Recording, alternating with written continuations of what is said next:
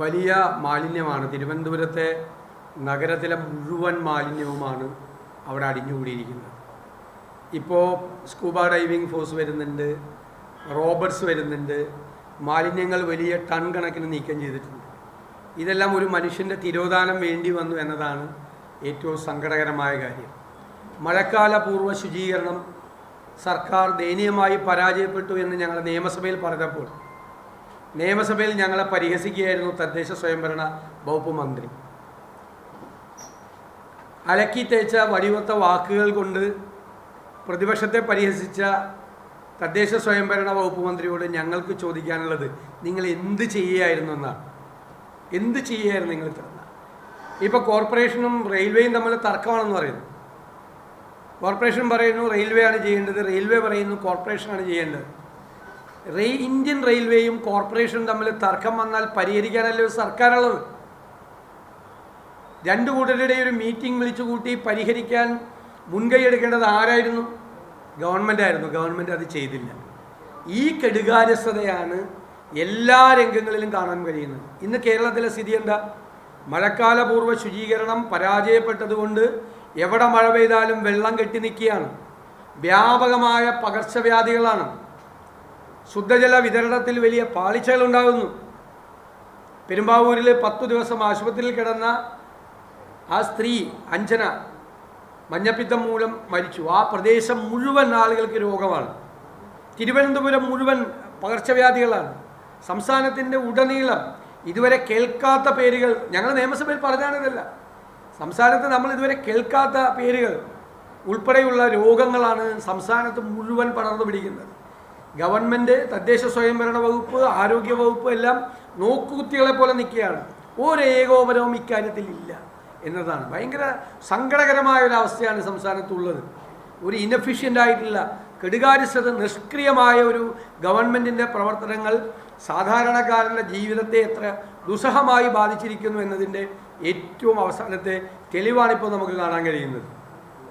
ഈ ആരോഗ്യമന്ത്രി എന്താ ചെയ്യുന്നത്? ഈ പകർച്ചവ്യാധികൾ മുഴുവൻ പടർന്നു പിടിക്കുമ്പോൾ ആരോഗ്യമന്ത്രി പോകുന്നത് കാപ്പ കേസിലെ പ്രതിയെ മാലയിട്ട് പാർട്ടിയിലേക്ക് സ്വീകരിക്കാനാണ്.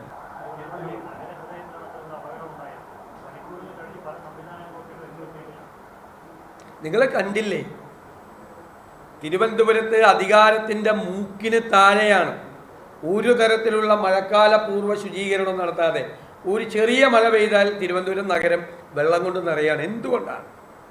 എന്തുകൊണ്ടാണ് എല്ലാ തോടുകളും, ഞാൻ പറഞ്ഞല്ലോ നിയമസഭയിൽ, സിറ്റിക്കകത്തൊരു സ്ഥലത്ത് 10 ദിവസം വെള്ളം കെട്ടിയെന്ന്. അതിൽ കൂടുതൽ എന്തു വേണം പകർച്ചവ്യാധികൾ പടർന്നു പിടിക്കാൻ? എലിപ്പനി, മഞ്ഞപ്പിത്തം, അതായത് കുടിവെള്ള സ്രോതസ്സിൽ വരെ ഈ മാലിന്യം കലരുകയാണ്. മുഴുവൻ മാലിന്യത്തിലാണ് നിൽക്കുന്നത്. മന്ത്രി അലക്കി തേച്ച വടിവത്ത വാക്കുകൾ കൊണ്ട് മറുപടി പറയുമ്പോൾ ആ അലക്കിത്തേപ്പ് ഇവിടെ ഇല്ല, ഇവിടെ മാലിന്യ കൂമ്പാരമാണ്. ഒരു പണിയും ചെയ്തിട്ടില്ല. ഇപ്പം ചെയ്യുന്ന പണിയൊക്കെ അന്ന് ചെയ്യായിരുന്നല്ലോ, ഇന്നലെ ചെയ്യുന്നതൊക്കെ നേരത്തെ ചെയ്യായിരുന്നല്ലോ. എന്നിട്ട് റെയിൽവേ കോർപ്പറേഷൻ തമ്മിൽ തർക്കമായി. എന്തിനാ പിന്നെ ഗവൺമെൻറ്? എന്തിനാ ഗവൺമെൻറ്?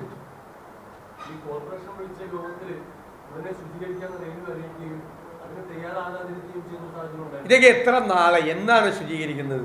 എന്നാണ് ശരിക്കും ശുചീകരണം നടത്തുന്നത്? എന്നാണ് ഞാൻ ചോദിക്കട്ടെ? മാർച്ച് ഏപ്രിൽ മാസത്തിലാണ് ശുചീകരണം നടത്തുന്നത്. മനസ്സിലായേ? മാർച്ച് ഏപ്രിൽ മാസം. കാരണം മെയ് പകുതിയൊക്കെ ആകുമ്പോഴേക്കും പതുക്കെ, ഏപ്രിൽ അവസാനം തൊട്ട് മഴ തുടങ്ങും, മെയ് ഒക്കെ ആകുമ്പോഴേക്കും ഇടവപ്പാതി മറ്റു മഴയും ഒക്കെ ആയിട്ട് വരും. ഇപ്പം പ്രീ മൺസൂൺ നേരത്തെ വന്നു. ഇത് നേരത്തെ ചെയ്യേണ്ട കാര്യമല്ലേ? March, April, May, June, July corporate railway ഏറ്റിട്ടുണ്ടെന്ന് ഇവർ പറയണേ. റെയിൽവേ ചെയ്തില്ലെങ്കിൽ അന്വേഷിക്കാൻ ആരാളുള്ളത്? അന്വേഷിക്കണ, ചെയ്യണ്ടോ ഇല്ലെന്ന് അന്വേഷിക്കുന്നത് ഗവൺമെന്റ് അല്ലേ? സർക്കാർ അറിയണ്ടേ? സർക്കാർ എന്തിനാണ്? സർക്കാർ അറിയണ്ടേ? ഇപ്പൊ പറയുന്നത് അതല്ലല്ലോ. കോർപ്പറേഷനും റെയിൽവേയും തമ്മിൽ തർക്കമായിരുന്നതാണ്. തർക്കം തീർക്കാൻ സർക്കാർ ഇടപെട്ടോ? മന്ത്രി എന്ത് ചെയ്തു? അതാണ് ഞങ്ങളുടെ ചോദ്യം.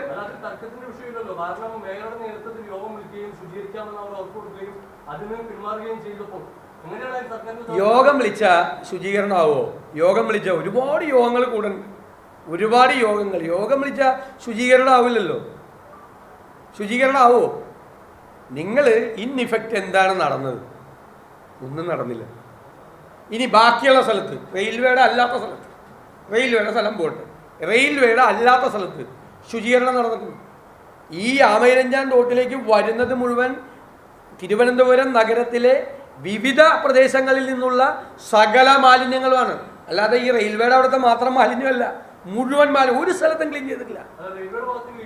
അല്ല, ഒരു സ്ഥലത്തും ക്ലീൻ ചെയ്തിട്ടില്ല. എല്ലാം കൂടി അവിടെ വന്ന് കെട്ടുന്നു എന്നുള്ളതാണ് ഏറ്റവും പ്രധാനപ്പെട്ട പ്രശ്നം. ഒരു സ്ഥലത്തും, കേരളത്തിൽ തിരുവനന്തപുരത്ത് മാത്രമല്ല, കേരളത്തിൽ ഒരു സ്ഥലത്തും ഈ പ്രാവശ്യം മഴക്കാല പൂർവ്വ ശുചീകരണം നടന്നിട്ടില്ല. ഒരു തരത്തിലുള്ള നടപടികളും സ്വീകരിച്ചിട്ടില്ല. ഞങ്ങളിത് ഈ സംഭവം ഇന്നലെയല്ലേ ഉണ്ടായത്, അതിന് മുമ്പ് നിയമസഭയിൽ പറഞ്ഞതാണ് പകർച്ചവ്യാധികൾ പടർന്നു പിടിക്കാനുള്ള പ്രധാനപ്പെട്ട കാരണം. അപ്പം ഞങ്ങളെ പരിഹസിക്കായിരുന്നു, അതല്ലേ യാഥാർത്ഥ്യം.